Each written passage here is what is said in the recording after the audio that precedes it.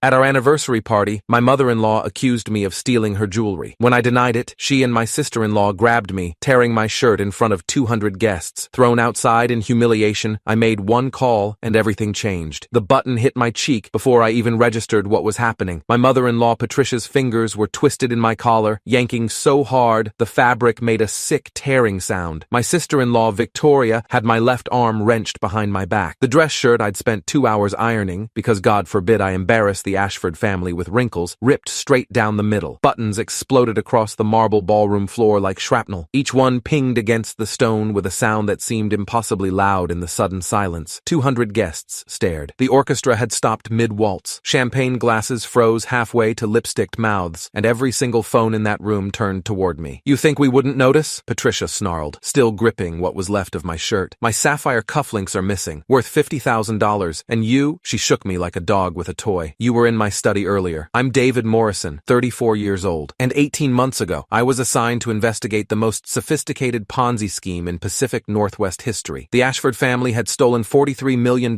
from 70 families, retirees, veterans, school teachers, people who'd trusted their life savings to Ashford Capital Management. My job was to get close, gather evidence, build the case. What I hadn't planned on was falling in love with their daughter. I was looking for the bathroom," I said, forcing my voice to stay level even as my torn shirt hung off my shoulders. "I didn't take anything." "Liar." Victoria's perfectly manicured nails dug into my bicep. "I saw you coming out of that hallway. You've been after our money since you married my sister." My wife Claire stood 3 feet away, frozen in her emerald Vera Wang gown, the one that cost more than my annual salary at my job as a freelance consultant. Her mouth opened, closed, opened again. "Mom, this is ridiculous." Her voice was weak, uncertain. "Stay out of this, Claire," Patricia snapped. Her grip on my collar tightened. "Your husband is a thief. We're searching him, right now, in front of everyone." The crowd pressed closer. I recognized faces, Seattle's elite. Tech CEOs, real estate moguls, politicians, the same people who'd looked down on me for 18 months, the nobody from nowhere who'd somehow convinced an Ashford to marry down. "You can't be serious," I said. Dead serious. Patricia's eyes, the same ice blue as Claire's but cold where Claire's were warm, gleamed with malicious satisfaction. "You're either hiding them on your person or you already passed them to some accomplice. Either way, we're finding out." Someone in the back shouted, "Strip him!" Victoria smiled. It was the kind of smile that belongs on someone watching their enemy drown. "Excellent idea." She yanked harder on my arm. Patricia pulled my collar with both hands now. The shirt came completely off, leaving me standing there in just my white undershirt while Patricia held up the torn dress shirt like a trophy. Camera flashes erupted. 200 phones captured my humiliation in 4K. "Nothing sewn into the lining," Patricia announced loudly, examining the ruined shirt. "Check his pockets. Check everything. This is assault," I said quietly. My hands were shaking, but I kept them at my sides, in front of 200 witnesses. "This is justice," Patricia spat back. "You don't steal from the Ashford family and get away with it." Victoria reached into my pants pockets, dumping everything onto the white-clothed display table beside us. My wallet, containing my real FBI credentials, hidden in a secret compartment. My keys, my phone, locked with biometric security, containing 18 months of evidence. Breath mints, random receipts, a guitar pick I'd been carrying since my first date with Claire. No cufflinks. "He's clean," someone muttered from the crowd. "No," Victoria's voice went shrill. "He hid them. He must have given them to someone. He planned this. He's been planning to rob us for—" "Stop it!" Claire finally found her voice. "You're wrong. David wouldn't—" "Wouldn't what?" Patricia wheeled on her daughter. "Your husband is a nobody from nowhere.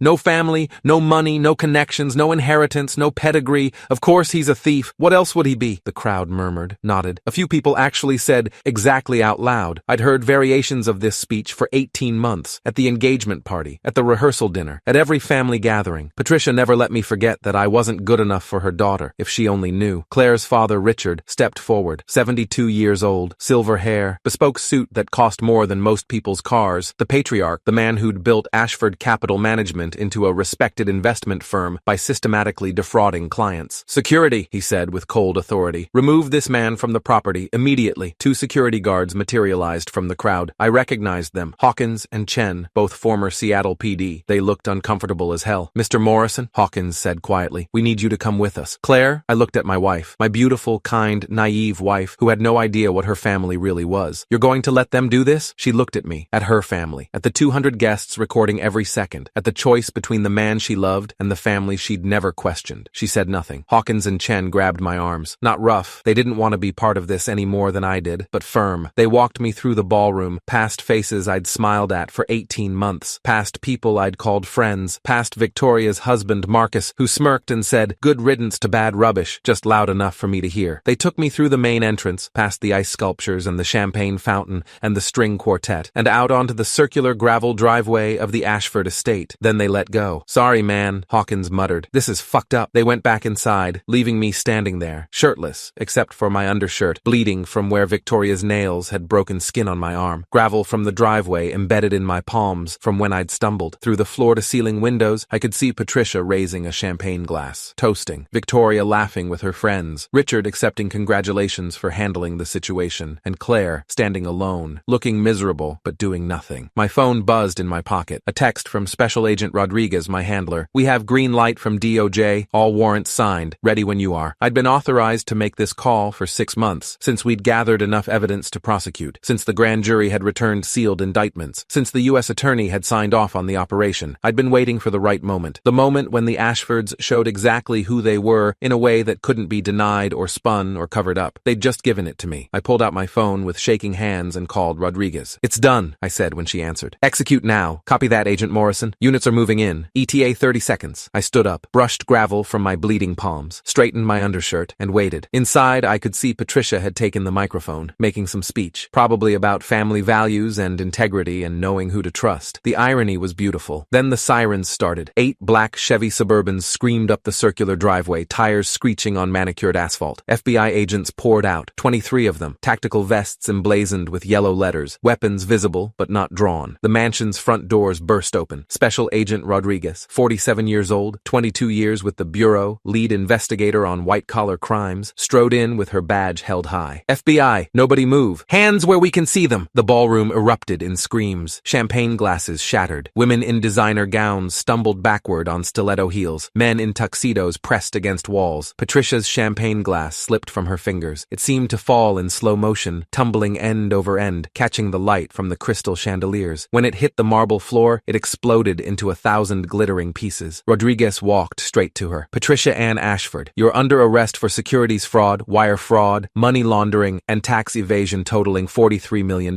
"What?" Patricia's voice came out strangled. "This is insane! Richard, do something!" Rodriguez turned. "Richard Lawrence Ashford, Victoria Ashford Chen, you're both under arrest as well. Same charges. You have the right to remain silent." "We didn't do anything," Victoria shrieked. "This is harassment. We'll sue. Agents flooded the ballroom like a tactical insertion. 23 federal agents moving with practiced efficiency. Guests scattered. Phones came out. Social media would be lit up within seconds. I walked back inside, flanked by 2 agents, still shirtless, still bleeding, but standing straight. The crowd parted. Whispers followed me. "Is that the husband? What's happening? Oh my God, is this real?" Patricia's face drained of all color when she saw me. Her makeup, professionally applied, probably $500 at some exclusive salon, started running as tears of rage and fear mixed with mascara. "You," she whispered, "you did this." I pulled out my credentials, the ones I'd kept hidden in my wallet for 18 months. FBI badge, photo ID, everything official. "You wanted to know who I really am?" I held them high, making sure every camera in the room caught them. "Special Agent David Morrison, FBI Financial Crimes Division. I've been investigating your family's Ponzi scheme for 18 months. The ballroom exploded. Richard lunged at me. 72 years old, and he moved fast, face twisted in fury. "You married my daughter to destroy us? You son of a—" 3 agents tackled him. His face hit the marble floor with a wet cracking sound. His nose shattered. Blood spread across pristine white stone. "No," I said, voice steady, even though my heart was pounding. "I married her because I loved her. The investigation started 6 months before I met Claire. Meeting her was complicated, but I didn't marry her to destroy you." I looked at Claire. She was frozen, face white, one hand over her mouth. "I married her because she was kind and funny and had no idea what you really were. But the investigation continued because you were stealing from 70 families, retirees, veterans, teachers, people who trusted you with their life savings." Victoria screamed as agents cuffed her wrists behind her back. "You bastard! You lying piece of shit! You ruined us! You ruined yourselves," I said. "I just collected the evidence." Agent Rodriguez approached with a thick folder. "We have everything, Agent Morrison. Offshore accounts in the Cayman Islands. Falsified investor statements showing 8-12% returns when real returns were 3%. Shell companies funneling money through. Email chains discussing how to hide losses. Your testimony sealed it." Patricia's legs gave out. She collapsed to her knees, designer gown pooling around her, mascara streaming down her face in black rivers. "We'll fight this," she said, but her voice was hollow. "We have lawyers, the best lawyers. We have money, resources. You had money," I interrupted. "The FBI froze every account 20 minutes ago. Your assets are seized pending forfeiture proceedings. Your bank bankrupt, and you're going to federal prison for 15 to 20 years each. News helicopters circled overhead. I could hear them through the open doors, their spotlights flooding the ballroom through skylights. I turned to face the crowd of Seattle's elite, the same people who'd laughed when they ripped my shirt off. You all watched them humiliate me, accuse me of being a thief, strip me in public. You recorded it. You enjoyed it. You agreed with them that I wasn't good enough to be here. I let the silence hang, let them squirm. Now enjoy this. Patricia, Richard, and Victoria Ashford, the family who said I wasn't worthy, are going to federal prison, and every stolen penny is being returned to the 70 families they destroyed. Claire finally moved. She stumbled toward me, heels clicking on marble, reaching for my hand. David, I didn't know. I swear I didn't know. About any of it. The investments, the fraud. I thought. I stepped back. Her hand closed on empty air. You knew enough, I said quietly. Maybe not about the fraud, but when they accused me tonight, you stayed silent. When they ripped my shirt off and humiliated me in front of 200 people, you did nothing. That told me everything I needed to know. David, please. I loved you, Claire. I still do. But you chose them over me. When it mattered, you chose them. Agents led her family away in handcuffs. Patricia sobbing, makeup destroyed, designer gown trailing on the floor. Victoria still screaming threats and accusations. Richard silent, blood dripping from his shattered nose, dignity gone. The cameras never stopped rolling. Every news station in the Pacific Northwest was live streaming. Social media was exploding. Ashford arrest was trending within minutes. I looked straight into the nearest camera, a smartphone held by some tech CEO I'd met at a charity auction 3 months ago, and I smiled. They wanted to expose me as a fraud in front of 200 people, so I exposed them as criminals in front of 200 million. Let me back up. Let me tell you how I got here. 18 months ago, I was a mid-level agent in the FBI's Seattle field office. Good record, decent solve rate, nothing spectacular. I worked financial crimes, securities fraud, wire fraud, money laundering. Not glamorous, not exciting, but necessary. My supervisor, ASAC, Assistant Special Agent in Charge, Jennifer Walsh, 28 years with the Bureau, ran the financial crimes unit like a military operation, called me into her office on a Tuesday morning. Morrison, you know the Ashford Capital Management case? The Ponzi scheme allegation? Yeah, been on our radar for,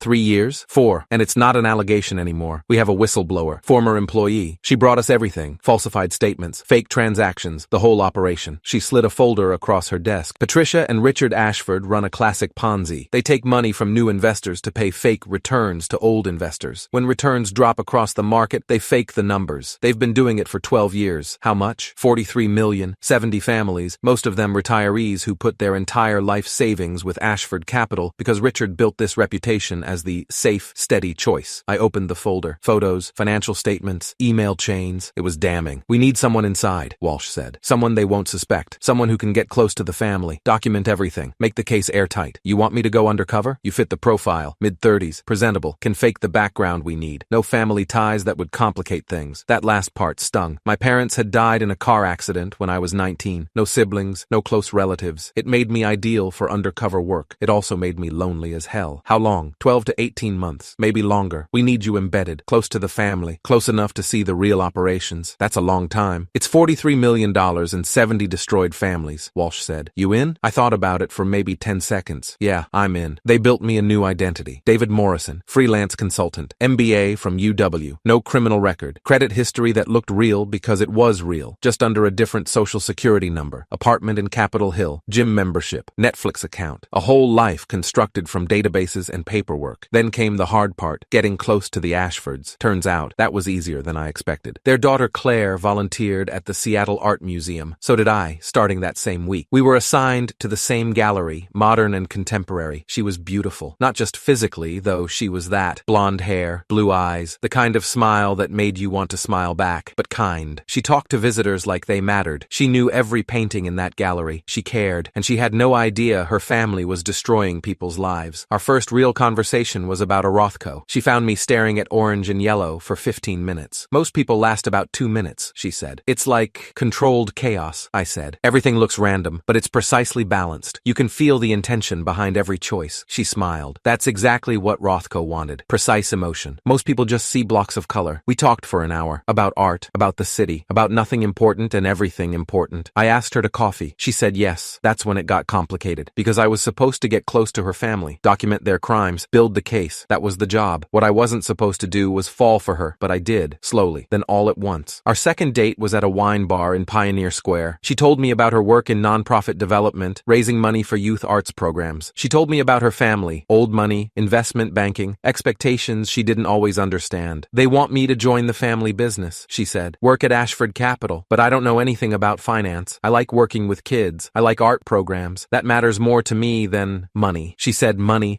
like it was slightly embarrassing, like having wealth was something to apologize for. I fell a little bit in love with her right then. Our third date, I met her family. Sunday brunch at the Ashford estate. 32-room mansion on Mercer Island, private dock, tennis courts, the kind of wealth that doesn't need to announce itself because everyone already knows. Patricia looked me up and down like I was a used car she was considering buying. David Morrison, Claire tells me you're a consultant. What does that mean exactly? Business strategy. I help companies optimize operations, mostly tech startups. And your family? I don't have one. Parents died when I was young. No siblings. Her eyes lit up. Oh, so you're self-made? I suppose so. How American dream of you. The way she said it made it sound like an insult. Richard was more subtle. Asked about my education, my investments, my long-term financial planning, probing to see if I was after Claire's money, if he only knew. Victoria, Claire's older sister by 3 years, barely acknowledged me. She was too busy talking about her husband Marcus's law career and their recent trip to the Maldives, but I was in. I'd made it to Sunday brunch. That was the first step. Over the next 6 months, I became a regular fixture at family events. I documented everything, every casual conversation about managing returns, every comment about investor expectations, every detail that built the case. I wore a wire to Sunday brunches, recorded conversations in my phone, photographed documents when they left them lying around, built a timeline of fraud that stretched back 12 years, and I fell deeper in love with Claire. She had no idea what her family was doing. She didn't want to know. When I asked about Ashford Capital's returns during the 2008 crash, they reported 11% gains when the market dropped 37%. She said, "Dad's just really good at what he does." She believed in them, completely, unconditionally. That's when I realized when this case broke, it would destroy her. I called Walsh, told her I was compromised, told her I'd developed feelings. "Can you still do the job?" she asked. "Yes." "Then do it. We'll worry about the personal stuff later." Claire and I got engaged 8 months after we met. I proposed at the Seattle Art Museum, in front of the Rothko we'd first talked about. She cried, said yes, called her parents immediately. Patricia's response, "Well, I suppose we'll make the best of it." The wedding was 4 months ago. 300 guests, orchestra, champagne fountain, everything Patricia could use to show off the Ashford family wealth and status. I was a prop in their show. The son-in-law who wasn't quite good enough but had to be tolerated because Claire loved him. And through it all, I gathered evidence. Email access codes that Richard left on sticky notes. Investor files that Victoria brought home from the office. Conversations about managing liquidity and keeping up appearances. The grand jury returned sealed indictments 3 months ago. We had everything. Offshore accounts, shell companies, falsified returns, victim statements. Walsh asked if I wanted out, if I wanted another agent to make the arrest. "No," I said. "I'll see it through." So I waited for the right moment, for the Ashfords to show their true nature in a way that couldn't be denied. Tonight's anniversary party, 1 year of marriage to Claire, was supposed to be a celebration. Patricia had insisted on throwing it. "The family needs to show unity," she'd said. What she meant was, we need to show everyone that the Ashfords are still powerful. She'd invited 200 people, Seattle's elite, everyone who mattered, and then she'd accused me of stealing her cufflinks. I don't know if she actually believed it, or if she just wanted an excuse to humiliate me. Maybe both, but it didn't matter. They showed exactly who they were, and I showed exactly who I was. The aftermath was spectacular. Patricia, Richard, and Victoria were arraigned the next morning. Federal courthouse, packed gallery, media circus outside. U.S. Attorney Michael Chen, Harvard Law, 15 years as a federal prosecutor, 94% conviction rate, personally handled the case. The defendants operated a sophisticated Ponzi scheme for 12 years, he told the judge. They stole $43 million from 70 families. Many of the victims are elderly. Many lost their life savings. The evidence is overwhelming. We're requesting detention pending trial. Their lawyers, expensive attorneys from Morrison and Associates, argued for bail. The judge set it at $10 million each. They couldn't make it. All their assets were frozen. The offshore accounts were seized. The shell companies dissolved. They sat in federal detention for 8 months before trial. The trial lasted 6 weeks. I testified for 3 days, walked the jury through every piece of evidence, every falsified statement, every fake transaction, showed them the video I'd recorded at Sunday brunches, audio of Richard explaining to Patricia how to manage investor expectations, emails discussing how to hide losses. The defense tried to claim I'd entrapped them, that I'd violated their rights, that my marriage to Claire was a fraud upon the court. The judge shut that down fast. The defendant's daughter has no involvement in this case. Agent Morrison's personal relationship doesn't invalidate properly obtained evidence. The jury convicted on all counts. Sentencing was brutal. Judge Barbara Kimura, Stanford Law, 26 years on the federal bench, known for harsh white-collar sentences, showed no mercy. You stole from people who trusted you. You destroyed families. You showed no remorse. Patricia Ashford, 18 years federal prison. Richard Ashford, 20 years. Victoria Ashford, Ashford Chen, 15 years. Patricia fainted, had to be carried out by marshals. Richard just stared straight ahead, broken. Victoria screamed that it wasn't fair, that she'd just been following her parents' instructions, that she deserved leniency. The judge didn't care. They're all in federal prison now. Patricia at FCI Dublin in California. Richard at FCI Sheridan in Oregon. Victoria at FCI Victorville, also in California. They'll serve at minimum 85% of their sentences. Patricia will be 73 when she gets out. Richard will be 89. Victoria will be 54. The $43 million was recovered, returned to the 70 families. Not all of it. Some had been spent, hidden too well to find, but most. Enough that people could rebuild. And Claire, she filed for divorce 6 months after the arrests. I didn't fight it. Didn't want anything from her. We met one last time, coffee shop in Capitol Hill, neutral ground. Did you ever love me? She asked. Or was it all just part of the job? I loved you, I said. I still do. That was never fake. But you let me believe. I let you believe your family was honest. Because they were your family. I hoped I was wrong about them. I hoped there was some explanation, but there wasn't. You should have told me. I couldn't. It would have compromised the investigation. And I don't think you would have believed me. Not until you saw the evidence yourself, she cried. They're my parents, my sister. Everything I knew about them was a lie. Not everything. They loved you. That part was real. They just loved money more. We sat in silence for a while. What happens now? She asked. You rebuild. You're not responsible for what they did. You're not guilty of anything. You move forward. What about you? Same thing. I move forward. She left. I haven't seen her since. I'm back to regular FBI work now. Financial crimes, building cases, putting criminals away. I don't do undercover anymore. Walsh offered me another assignment. I said no. Some parts of this job, the lying, the long game, the violation of trust even when it's justified, they leave marks. But I'd do it again. All of it. Because 70 families got their money back. Because 3 criminals went to prison. Because justice, real justice happened. And because for 18 months I loved someone who deserved better than the family she was born into. Last week, I got an email from one of the victims. Linda Patterson, 73 years old, retired teacher. She'd lost $340,000 to Ashford Capital, her entire retirement. Thank you, she wrote. I got $287,000 back. Not all of it, but enough. Enough to live on. Enough to stop being scared. You gave me that. Thank you. That's why I did it. Not for revenge. Not to humiliate the Ashfords at their own party. Though I'll admit, that part felt pretty good. But for Linda Patterson and the 69 other families who trusted the wrong people with their life savings. They wanted to expose me as a fraud in front of 200 people. So I exposed them as criminals in front of 200 million. Fair trade, I'd say.